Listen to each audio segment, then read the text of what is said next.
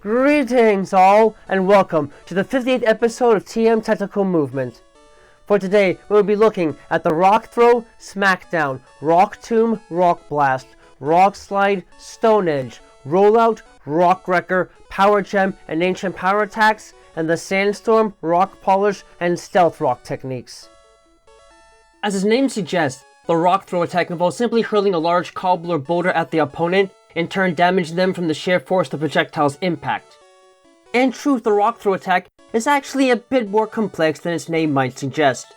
The number of Pokémon able to use the move in battle is more restricted than one would think, because only Pokémon generally associated with rocks either directly, meaning that they are rock types or evolve into or from rock types, or indirectly, namely the Timber family, which relies primarily on physical objects to deal damage, as well as Mudkip, can utilize the attack properly enough to deal significant damage in battle. In some cases, the rock being hurled in the attack might even be the user's own body, such as with Pokemon like Graveler or Onix, who ordinarily have a hard time hurling rocks individually, in turn making the attack dependent upon the user's physical strength in all cases, and is thus apparently subject to the effects of items like King's Rocks. Unfortunately, the attack's stamina cost is fairly high for the relatively small amount of damage it inflicts, and its accuracy rate is less than stellar. But for Rock-type Pokemon, this is likely the first acquired form of powerful offense that gives them an edge over other types of Pokemon in battle. Since some sort of rock is needed to execute a Rock Throw attack, destroying said rock can help negate any damage dealt by the attack. If the opponent is actually using its body as the projectile, or the rock is too sturdy to be destroyed however, moderately agile Pokemon can still dodge the attack with enough room. Metallic armor can also help reduce or negate the damage dealt by this attack, but rocky armor is unlikely to perform as well on its own. The Rock Throw attack's inadequacies make it a poor choice for professional combat, but that doesn't mean that it won't be relied on as a last-ditch form of offense in some cases. In those cases, evasive tactics should be used at all times, unless the offending projectile can be destroyed. In effect, the Smackdown attack involves user precisely throwing a large rock or some sort of other stony projectile at a target in order to inflict minor damage and bring them back down to the ground. The Smackdown attack is a specialized move designed to inflict minor damage, but, more importantly, is like the Rapid Spin attack in that it is designed for a very specific purpose other than inflicting damage, bringing down Pokemon that are otherwise off the ground. In effect, the Smackdown attack involves user precisely throwing a large rocky projectile of some sort at an opponent to inflict damage and knock them off balance to the point where they come crashing down to the ground below. In practice, this move has the ability to bring flying types, Pokemon with the Levitate ability, those affected by the Telekinesis and Magnet Rise techniques, and those in the first phase of a fly or bounce attack, crashing straight back down onto the ground and making them vulnerable to ground-type attacks and the Arena Trap ability, and can even strike any and all targets involved in a Sky Drop attack, although it will not interrupt the attack's execution. While this might make the attack an otherwise poor choice to use when the situation does not involve any of these factors, the fact that the move is one of the few physical rock-type attacks to have a normally perfect accuracy rate nonetheless makes it a move worth having around for auxiliary purposes at the very least. It was for this reason that Silphco decided to release the move as TM23 within their 5th through 7th generation line of TMs, though it was discontinued afterwards, only to return as TM179 in the 9th generation line. Since some sort of rock is needed to execute a Smackdown attack, destroying said rock can help negate any damage dealt by the attack. If the rock is too sturdy to be destroyed however, the precise nature of this attack can make it extremely difficult to dodge. Metallic armor can, however, help reduce and negate the damage dealt by the attack, but rocky armor will be unable to perform as well on its own. The Smackdown attack is certainly not powerful enough to be a serious offensive threat in any battle, but its tactical advantages are nonetheless large enough to make it a threat that can only be countered by using Pokemon that are otherwise unaffected by its special features. Much as the name suggests, the Rock Tomb attack involves striking otherwise encircling the opponent with a ring of stones that then proceed to close over them and inflict damage. The Rock Tomb attack is basically designed as a means of entrapping otherwise fast-moving opponents, so a slower Pokemon can gain a decent strike without a problem. In some cases, this involves simply hurling a large dense boulder at the opposition's face in order to inflict damage. For more advanced Pokemon and rock types in general, however, the Rock Tomb attack will actually involve the generation of a ring of stones around a set target that will then proceed to close over them after erupting from the ground, damaging them by essentially trapping them and squeezing them forcefully. Although some agile opponents are able to dodge the attack because it takes little time to prepare and is slow to actually work, if it does manage to strike or otherwise trap an opponent, it will instantly lower their speed stat. Even though the attack isn't always accurate enough to be of much use outside of a defensive position, the ease with which the move demobilizes targets and potentially prevents them from moving nonetheless makes it a worthwhile move to have around. It was for this reason that Silph decided to release the move as TM39 within the 3rd generation line of TMs, from which it maintained a strong enough popularity to be reproduced within many successive generations, including the Sinnoh Special Edition set, only becoming TM48 in the 8th generation line, TM36 in the 9th generation line, and TM36 in the recent Kalos Special Edition set as a numerical change. Since rocks of some sort are needed to execute a Rock Tomb attack, destroying said rocks can help negate any damage dealt by the attack. If the rocks are too sturdy to be destroyed, however, exceptionally agile Pokemon can still dodge the attack with enough room. Metallic armor can help reduce negated damage dealt by the attack, but rocky armor is unlikely to perform as well on its own. The Rock Tomb attack certainly isn't damaging enough to be an exceptional threat in any battle, but if it does manage to strike perfectly, the resulting effects can often help decide the outcome of a match if the difference in mobility between both sides is small. As such, evasive tactics and especially Pokemon with high speed stats are recommended to help eliminate any danger this attack could otherwise pose. As its name may suggest, the Rock Blast attack involves firing large rocks at an opponent multiple times in succession in order to deal damage. Like most other Rock-type attacks, the Rock Blast attack involves striking with a stony projectile of some sort. The only difference is that the Rock Blast attack is both rapid firing and has a tremendous advantage over similar moves in terms of execution distance. The Rock Blast attack essentially involves firing semi-large rocks repeatedly at an opponent in such a manner as to prevent them from reacting or easily dodging the rocks in between individual blows. This is usually accomplished by either throwing small rocks that require little strength to launch, or by venting the stones rapidly with internally pressurized gases. Regardless, the individual blows of the attack are fairly weak and are prone to misfiring as a result of the weight of the projectiles being used, but the rocks can be fired from extensive distances away and are only outshined naturally by the speed of the projectile used in a rock wrecker attack. On average, a single Rock Blast attack can strike an opponent 2 to 5 times before the user has to relax before preparing another volley, in turn potentially dealing massive amounts of damage in the process. These rapid strikes can easily down flying, bug, ice, and fire type Pokemon in a hurry, and can rapidly wear down even the strongest of defenses, in turn making the move a great attack to have on reserve in any battle, especially since the move is affected by items like King's Rocks. It is lastly noted that, because the attack actually strikes multiple times in a short period of time, it can be used to override the effects of the sturdy ability and items like the Focus Sash or Focus Band, as well as amplify the effects of the weak armor ability, which might explain why the attack was instated as TM54 in Silph's 8th generation line of TMs and TRs, as well as TM76 in the 9th generation line. Since rocks of some sort are needed to execute a Rock Blast attack, destroying said rocks can help negate any damage dealt by the attack. If the rocks are too sturdy to be destroyed, however, moderately agile Pokemon can still dodge the attack with enough room. Metallic armor can help reduce negated damage dealt by the attack, but rocky armor is unlikely to perform as well on its own. Since the Rock Blast attack is capable of taking advantage of abilities like sturdy and weak armor, as well as items like the Focus Sash and Focus Band, and the move's damage potential is fairly high, careful attention needs to be paid when such factors are present in any battle, and evasive tactics along with decent defenses are recommended above all other options for dealing with the Rock Blast attack. As one might assume, the Rock Slide attack involves either hurling or simply dropping a torrent of large cobbles or boulders onto an opponent in order to inflict damage. While the Rock Throw attack involves hurling a single large rock at a target to inflict damage, the Rock Slide attack ups the ante by literally raining stones onto the opposition. These stones can generally be summoned in one of two ways.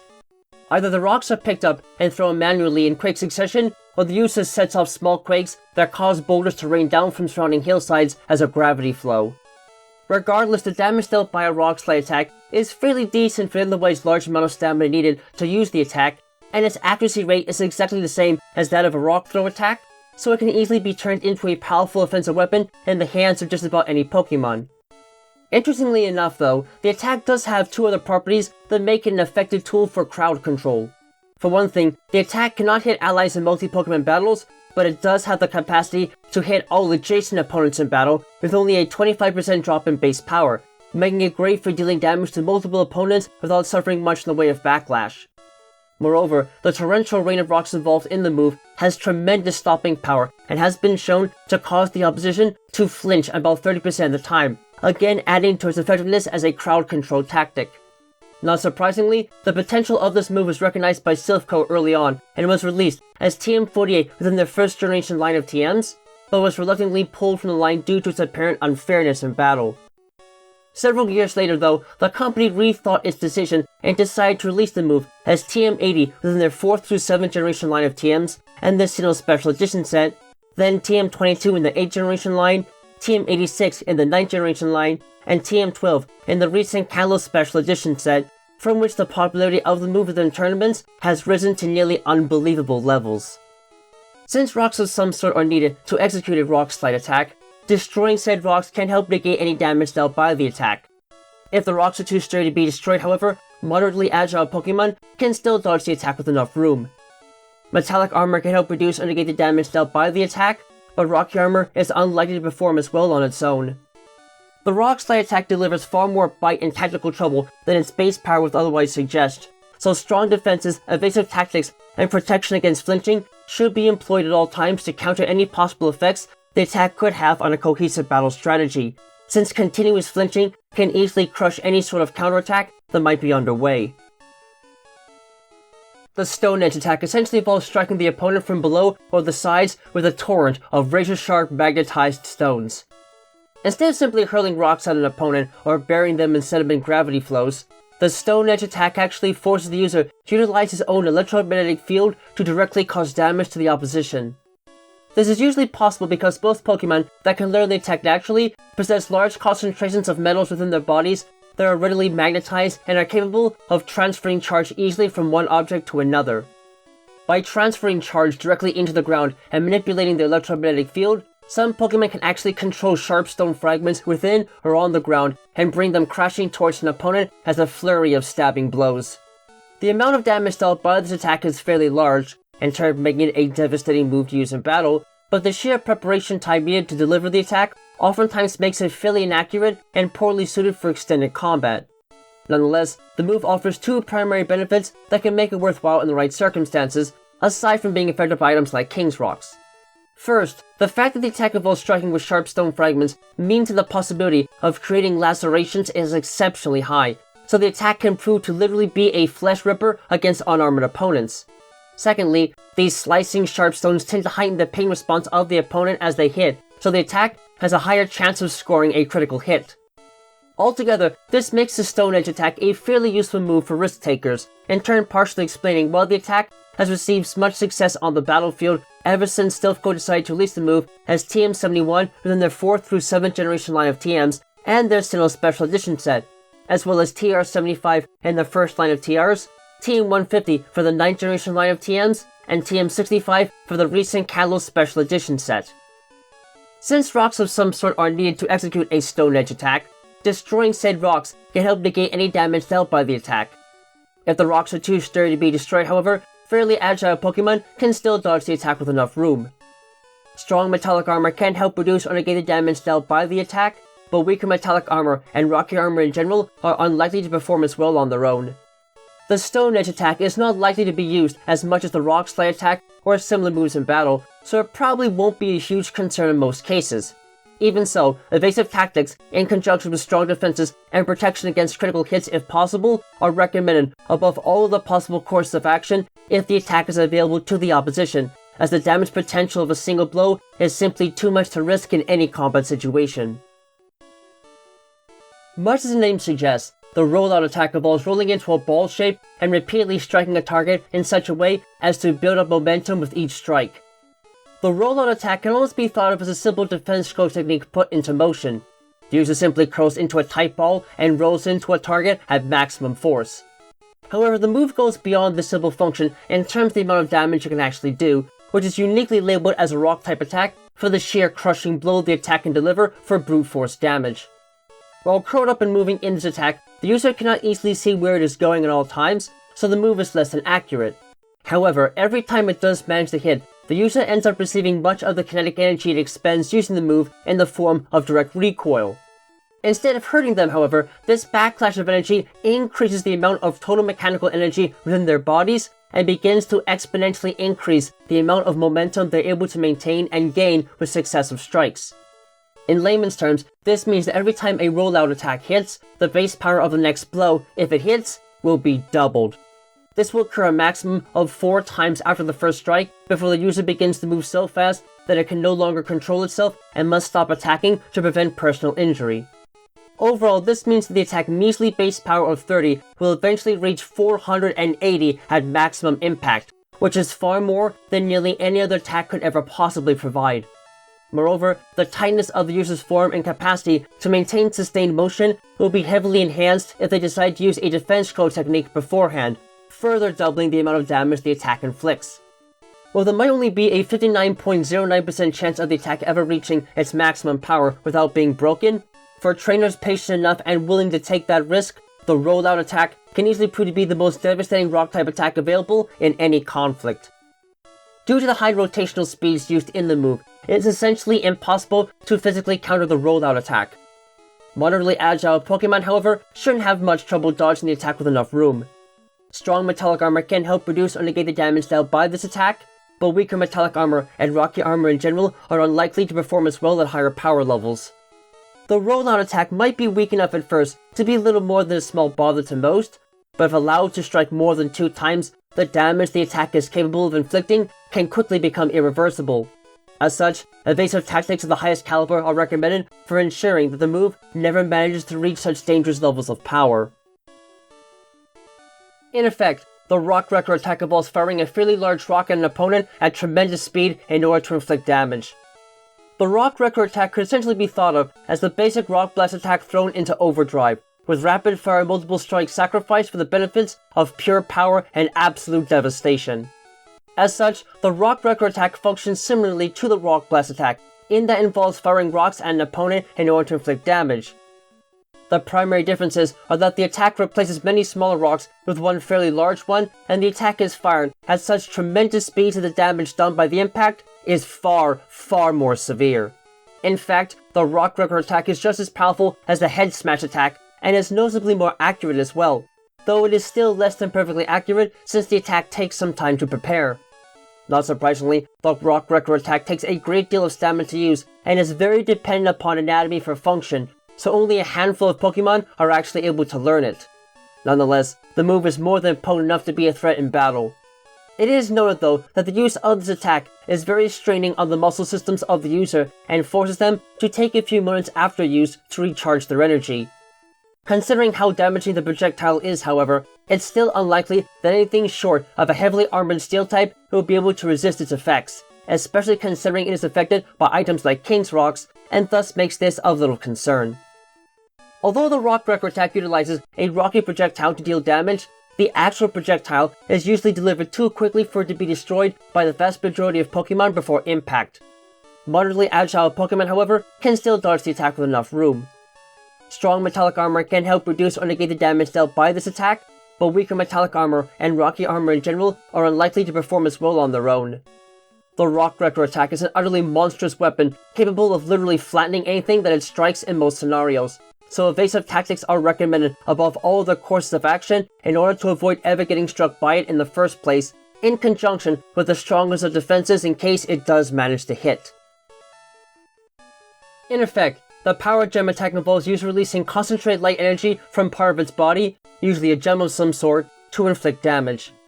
The Power Gem attack is an abnormal move that is only technically considered to be rock-type in nature because it derives its power from light focused within gemstones, or at least in most cases.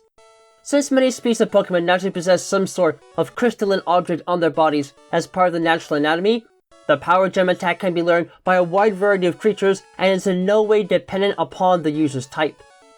The Power Gem attack effectively involves the user focusing light energy within the gem on their bodies before releasing it as a brilliant ray of energy that sparkles much like gemstones do when in bright light. The attack has little else to offer in special features aside from being affected by items like King's Rocks, but for its sheer versatility among types and its ability to deal decent damage at a moderate stamina cost, the attack can more than help add a little variety to an otherwise monochrome move selection, which helps explain why it was converted into TR63 for Silphco's first line of TRs, TM101 for the 9th generation line of TMs, and TM19 from the recent Kalos Special Edition set. Since it relies on light to inflict damage, there is no way to directly counter or dodge the Power Gem attack. Strong metallic armor can help reduce or negate the damage dealt by the attack, but weaker metallic armor and rocky armor in general are unlikely to perform as well on their own. The Power Gem attack might not have any special features that make it particularly dangerous, but the fact that an astounding variety of types can learn it nonetheless makes it a move worth looking out for and countering with strong defenses when the opponent is sporting natural jewelry of some sort. In effect, the ancient power attack involves attacking with a ball of silvery mysterious energy in order to inflict damage. The ancient power attack is a poorly understood move that seems to be generally unique, with a few minor exceptions that have yet to be fully understood, to species of Pokemon that fall under one of 4 categories. They are either fossil species that have existed for an inordinate amount of time or otherwise resurrected by humans, legendary Pokemon that have extremely long lifespans, Pokemon that have the capacity to evolve into more powerful ancient relatives, namely Yanma, Tangela, and Piloswine, and simply rock types are those that evolve into rock types. Why these general limitations keep most Pokemon from learning this move is still the subject of some debate, but it is possible the ancient power attack might represent a primitive or early bout of move that some species of Pokemon may have developed in ancient times as one of their first non-primary means of defense. The ancient power attack itself is a silvery energy ball that is fired at the opposition rapidly enough to make dodging it extremely difficult. The move is only classified as a rock type attack because it often causes rocks on the ground to levitate and travel with it as it is fired through the air, minimally increasing its overall damage potential and granting it the same elemental properties as a rock type move. The ancient power attack isn't strong enough to be a major concern in most battles, but what does make it a potential threat is that the use of the attack has the capacity to raise some sort of primal power within the user and increase its attack, defense, special attack, special defense, and speed stats about 10% of the time. This alone can make the move difficult to handle in battle, and can more than make it a worthwhile move to rely on when little else is available to counter an opponent, helping to explain why it was converted into TM120 for Silphco's recent Kalos Special Edition set of TMs. Due to its unique attributes, there is no way to directly counter or dodge the ancient power attack. Metallic armor can, however, help reduce negated damage dealt by the attack, but rocky armor is unlikely to perform as well on its own. The ancient power attack is only capable of dealing moderate damage at the very most, so it probably shouldn't be something to worry about as a direct means of offense. Nonetheless, its capacity to potentially make the opponent much stronger overall nonetheless makes it a serious threat that should be countered with powerful attacks and techniques to immobilize the opposition or otherwise knock them out before the move has a chance to raise their stats. Much as the name suggests, the Sandstorm technique involves summoning a large sandstorm to cover the battlefield for a short amount of time. The Sandstorm technique is a good example in the Pokemon world of the natural affinities of a user being capable of actually changing the weather. In a Sandstorm technique, the user uses either its natural ground or rock type powers or some other advanced mechanism to create a howling sandstorm that lasts about 5 combat turns under normal conditions. While under the effects of the Sandstorm technique, the powers and abilities of Pokemon on the battlefield are affected exactly as they would if they were in a true sandstorm. In summary, all Pokemon not of the ground, rock, or steel type nature, not counting those with abilities that activate in such conditions, will lose 12.5% of their maximum health at the end of every combat turn unless they go beneath the surface with a dig or dive attack. Synthesis, Morning, Sun, and Moonlight will only recover 25% of the user's maximum HP. Weather Ball will become a rock type move. The special defense stat of all present rock type Pokemon will be increased by 50%, and all abilities normally activated by a sandstorm will be activated. It might not last as long as a normal sandstorm, but when the battlefield is not in one's favor, this move can easily help change that issue in a heartbeat. The move's universal nature made it a shoo-in as a TM, and was officially instated as TM37 within Silphco's second generation line of TMs, from which a tremendous popularity among all types of trainers has allowed the move to retain its status through many successive generations of TMs, including the Sentinel Special Edition set, only becoming TM32 in the 8th generation line and TM51 in the 9th generation line as a numerical change. The only way to counter the effects of the Sandstorm technique is to either wait for the sandstorm to dissipate or change the weather with a move or ability. As one might imagine from its name, The rock polish technique involves using self-generated friction to smooth the sides of one's body in an attempt to increase mobility. The rock polish technique can effectively be thought of as the rock-type equivalent of the basic agility technique. Instead of using the mind to relax the body and increase mobility mentally, the rock polish technique actually increases mobility physically by utilizing rapid motions on either the ground or in the air to buff the outer frames of a Pokémon and smooth out any dents or scratches.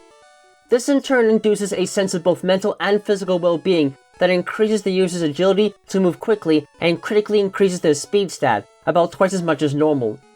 Although only rock-type Pokémon are able to learn the technique naturally, with the exception of Steelix, it turns out that many Pokémon have the potential to actually learn the move as a result of possessing armor that can benefit from such actions, most of which are unable to learn any sort of attack that grants them an advantage in mobility. It was for this reason that Silph decided to release the move as TM69 within their 4th through 7th generation line of TMs, from which it gained a surprising fanbase among rock and ground type users before its discontinuation, only to be reinstated in their Sinnoh Special Edition set before being discontinued once more. Attacks and techniques that raise a Pokemon's speed stat or lower an opponent's speed stat are highly recommended for dealing with the rock polish technique. In essence, the Stealth Rock technique involves user generating a field of magnetized stones that float around the opposing side of the battlefield and impale any creature that enters the battlefield. The Stealth Rock technique is similar to the Spikes technique in that it coats the opposing side of the battlefield in a dangerous hazard that inflicts pain on any creature that enters the battlefield. The major difference are that all types of opponents can be hit by it, and the items responsible for inflicting pain are magnetized rock shards. When deployed, the Stealth Rock field envelops the opposing side of the battlefield and creates a small minefield of sorts that most Pokémon can easily avoid with little trouble. When a new Pokémon enters the battlefield, however, the rock shards are instantly attracted to their own magnetic field and impale the victim forcefully to deal damage. Oddly enough though, because the attack does involve direct use of rocks as an offensive tool, the damage done by a Stealth Rock technique will depend upon the target's vulnerability to rock-type attacks, starting out at 3.125% of the maximum HP with a double resistance, and maxing out at 50% of the maximum HP with a double weakness.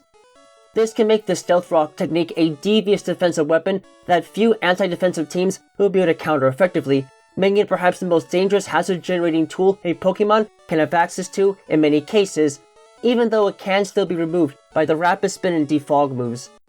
It was for this reason that Silph released the move as TM76 within their 4th generation line of TMs, but complaints over the unfairness of the move eventually led to its discontinuation, or at least until it was remade into TR76 as part of Silph's first line of TRs, and then fully reinstated as TM76 within their Sinnoh Special Edition set, as TM116 in the 9th generation line, and as TM37 in the recent Kalos Special Edition set.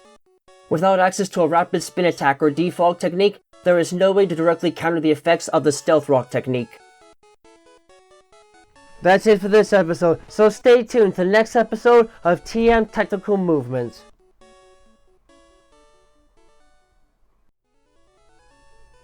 Thank you all for watching this video. It is a great pleasure to share with you all the fruits of my research and all the positives it gives to understanding the wonderful creatures we call Pokemon and how their powers and behaviors function in their world. If you enjoyed this video and would like to see more work like it, please give a like, comment, and or subscribe to the channel so you can get regular notifications on when new content is being uploaded. You can also find links to my DeviantArt page, Patreon, and Discord server in the description below. Please, join me on this road to seeing what the world of Pokemon has to share with us, and the many mysteries and wonders that keep us all coming back for more.